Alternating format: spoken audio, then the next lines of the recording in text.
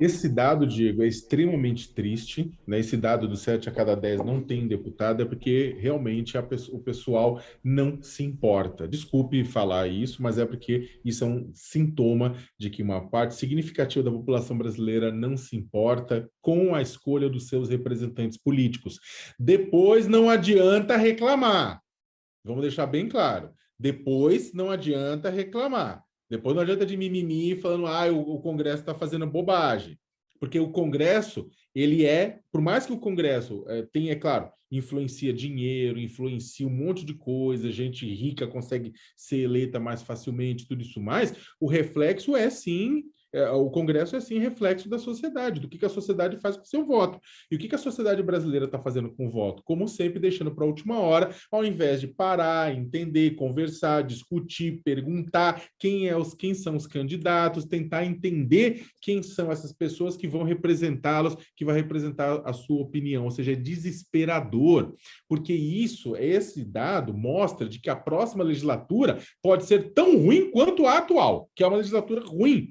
É uma legislatura que está mais interessada no cascalho do orçamento secreto, uma grande parte deles, não todos, é claro, do que em resolver problemas estruturais do país. Só que aí, Diego, vale a pena a gente resgatar uma pesquisa da Datafolha que saiu em agosto, no dia 1º de agosto, que mostra a consequência disso. 64% dos eleitores não se lembram em quem votaram para a Câmara dos Deputados em 2018 e 65% não se lembram em quem votaram para o Senado em 2018. Olha como o número é parecido. 7 em cada 10 não faz ideia agora em quem vai votar. Mas olha que interessante, há um mês a pesquisa apontando que 6,5 em cada 10, 6,4 em cada 10, quase isso, não se lembra em quem votou. Se você não se lembra em quem votou, como é que você pode cobrar do seu representante político de que ele faça alguma coisa para melhorar a sua vida, de que ele cumpra as promessas que ele fez? Não vai.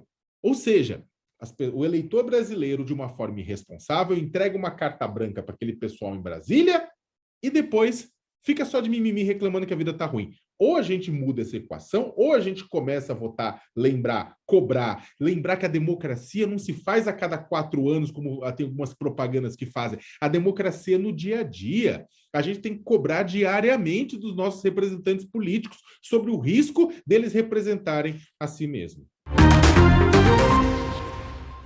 Esse é um caso, Diego, é um clássico caso de que as candidaturas nivelam por baixo a disputa, né? Primeiro, eu já falei aqui, inclusive nesse Wall News, que Lula mandou muito mal ao fazer essa comparação. Primeiro, porque tinha negro, tinha trabalhador, tinha muita gente, não só entre os eleitores de Bolsonaro, né? Mas também entre pessoas que foram para os atos de 7 de setembro acreditando que eram atos cívicos. Então, tinha um grupo de pessoas lá e você vê, isso é claro que você vê isso, né? Depois Lula tentou se mostrar dizendo que não, ele estava falando do palanque, do carro de som e não da massa. Não importa, foi o que pegou, foi o que falou, ele mandou muito mal, não deveria ter falado aquilo. Só que aí, a partir do momento que ele fez e falou aquela tremenda de bobagem, que deveria ter se desculpado, né, logo de cara por conta disso, aí o Bolsonaro foi e se aproveitou, fez publicidade, tripudiou em cima. Bem, Lula pediu, né? Ele deu a deixa, o Bolsonaro cortou, levantou a bola, cortou. Só que o que aconteceu? O que o Bolsonaro fez? Agora o Bolsonaro sequestra esse termo, né? E coloca, olha, isso aí somos nós, porque ele está falando o seguinte: olha, o Lula utiliza isso para falar, gente, olha aqui, nós somos a Cuscuz Clã. Só que essa ironia, ela não é uma ironia boa, ela não é uma ironia ela não esvazia o significado disso aqui. Quem está vendo isso aqui pode até achar uma ironia ao presidente. Não, a gente está usando o nome de uma organização racista, supremacista branca, norte-americana, que sistematicamente matava, enforcava, queimava cruzes, queimava a população afrodescendente negra nos Estados Unidos. É um capítulo triste para diabo da nossa história, da história do continente americano. Foi, não, é, porque o Ku Klux Klan continua agindo nos Estados Unidos, né? Então, esse tipo de... E tivemos casos, apoiadores do Trump, que inclusive é o herói de Jair Bolsonaro, fizeram cenas em Charlottesville anos atrás, bizarras, muito semelhantes às cenas que aconteciam no início do século XX, carregando tochas, né? Como naquelas noites em que eles iam caçar negros. Então, o que acontece? Não se brinca, é que nem brincar com a Ku Klux Klan é que nem brincar com o nazismo. Então, o que acontece? O Bolsonaro, ao fazer essa ironia, essa brincadeira, ele acaba reforçando, fala, olha, somos nós, não se brinca. Ele colocaria, nós somos os nazistas, mesmo que tivesse sido xingado? Não, porque ele teria, tipo, ele fazia isso aqui vai pegar mal. Então, o que mostra tudo isso é que o bom senso está passando muito longe dessa campanha. Passou longe na fala do Lula e está passando longe agora da apropriação de Bolsonaro pelo termo. Esse site, eu entendo a necessidade de pagar comunicação dentro dos projetos. Ninguém está criticando que o presidente Jair Bolsonaro contrate uma empresa de comunicação para dentro da sua campanha. O grande problema é que está sendo contratada uma empresa de comunicação para atacar o adversário, para produzir material negativo e não material propositivo. Não é propostas, né, denúncias, né, que está sendo produzida, né? Fora toda a discussão que a matéria da Folha traz com relação a empresa, a forma como ela foi contratada, o aumento de capital da empresa de uma hora para outra, o valor envolvido, né?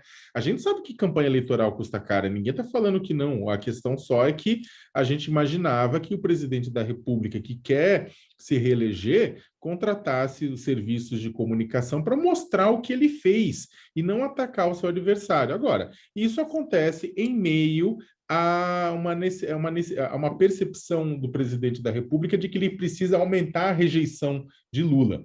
Lula está com uma rejeição de 38%, a rejeição era de 39% na última pesquisa da Datafolha, uma semana atrás, nessa semana foi para 38%, enquanto isso a rejeição do presidente da República, que era 51%, foi para 53%.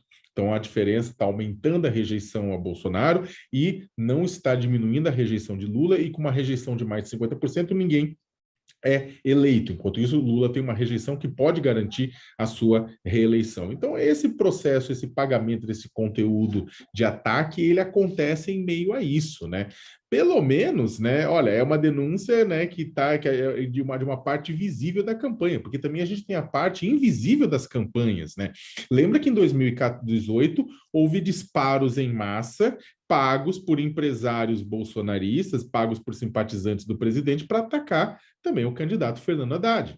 Então, e era uma parte invisível da campanha que a gente só descobriu isso por conta da investigação da nossa colega Patrícia Campos Mello, né? Agora, este caso aqui é um caso que vai acabar sendo analisado, é claro, pelo Tribunal Superior Eleitoral. Qual?